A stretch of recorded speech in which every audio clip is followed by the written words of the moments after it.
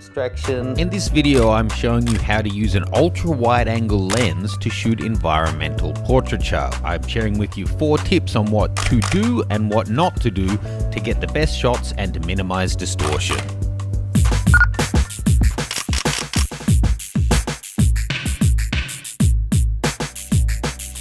Please take a moment to jump over to mattgranger.com. You can check out my workshops and event page to see all the places I'm heading to around the world, and you can sign up to the mailing list to get all of the latest updates and videos as they hit the ground.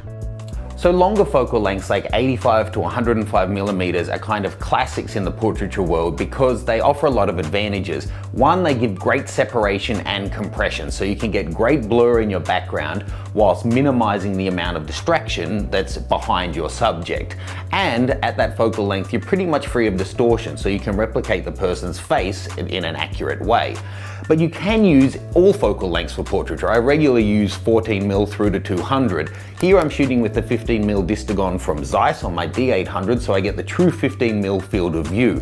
Now that offers a great benefit when you want to drink in your surroundings to really tell a story about the person you're shooting, whether it's a professor in their office or a sports person at the athletes park or somebody in their bedroom. So here we're going to be shooting the model Cat in a bedroom, and I want to include all of that detail in the background. Now there is a downside. All wide angle lenses will introduce some distortion, so you want to test your own lens to work out how it distorts. But I'm going to talk you through a couple of tips to minimize that.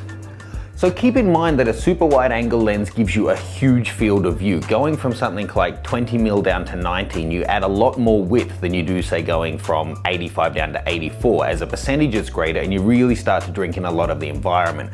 For example, here at 15mm, even though I can almost touch the subject, we can get a huge amount of the scene in the shot. Okay, now I want to run through 4 top tips on getting the best out of your wide angles for portraiture, and they're actually all things to avoid doing. The first one is you don't want to go too close to your subject.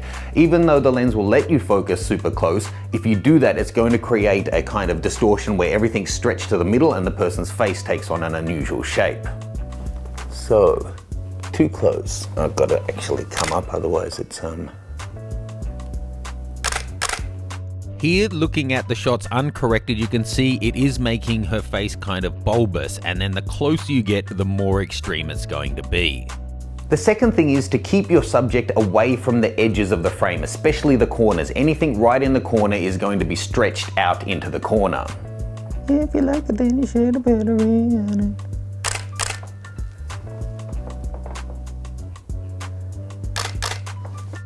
Of these shots show the distortion. Look at how she's being stretched to the right there, and then in this one how she's being stretched to the left. Look how much bigger that arm is compared to the other arm. And it also shows that singing or being silly can get you a nice smile.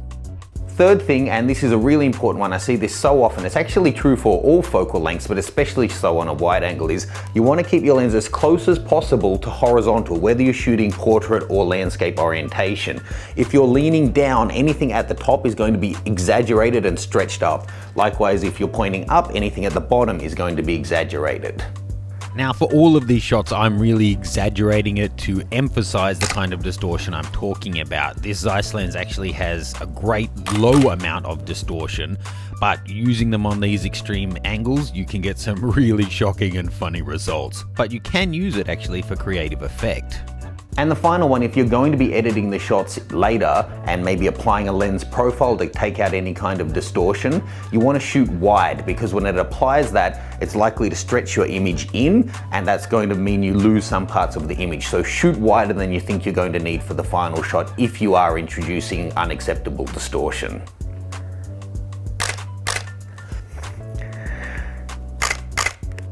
Distortion isn't too difficult to get rid of, but you are degrading your image. So here we go, just jumping into the develop module, going down to the bottom here in Lightroom, and then distortion. So we can go this way, and that's actually, it's going way too far. If we do it in reverse, here we can see we're taking the bulbousness out of the center of the frame, but we've still got the distortion on the side here. So if we take a look at our vertical slider here, there we can pretty much get rid of, the majority of the distortion in the shot, but then just take a look at how much of the scene we've actually lost there. So to get rid of that white border, if we're going to keep our aspect ratio, we need to be bringing our shot in quite a lot, so we're throwing away a lot of pixels that otherwise would have been there, and you want to make sure that you're not going to end up cropping off bits of the shot that you wanted to leave in. So with all those tips in mind, putting our subject fairly center on frame, just chin more towards the window, that's good. Keeping my lens nice and level to minimize distraction. And we'll get one option that includes the lamp. So keep those 4 tips in mind and take the time to actually learn your lens. The type and nature of distortion will vary even between wide-angle lenses of the same focal length. Thanks, I hope to see you soon.